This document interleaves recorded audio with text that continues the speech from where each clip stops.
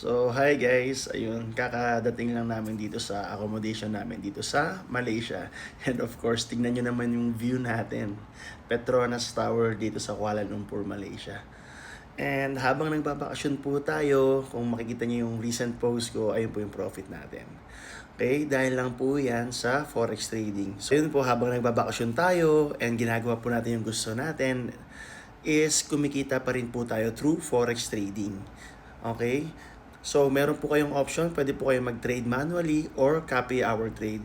So, pwede nyo po akong i-message. Pwede ko po kayong turuan ng libre. And, pwede rin yung kopyahin kung ano po yung trade namin. So, pakita ko lang po sa inyo yung result natin today. So, yesterday, nakita nyo, profit natin is $600. Today, profit is $376. So, that is 21,000 in pesos po. Okay? So, ito po yung profit natin.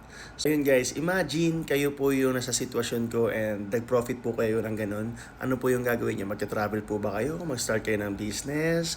Magbabayad ng utang? Or gagawin nyo ba yung gusto nyo? Magpapasaya sa inyo? Or tutulong kayo sa ibang tao? So it's up to you po. So far, ako nasa travel po ngayon, nagbabakasyon and may mga ka-meeting, medyo busy. Pero ayun pa rin po yung possibility na mag-profit sa forex trading.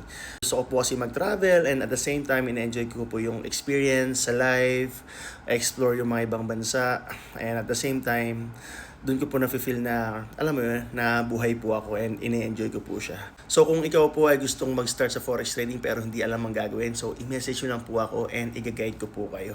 Yung rin pong kopya yung trade namin kung saan automated na po siya. Beginner ka man or wala ka pang knowledge sa forex trading, pwede ka pong sumabay sa mga trade namin. Okay? Automated na po siya. I-monitor nyo na lang. Sa manual trading po, pwede ko kayong turuan ng libre. I-message nyo lang po ako and i-guide ko po kayo. Ayun lang, from Malaysia. Ingat!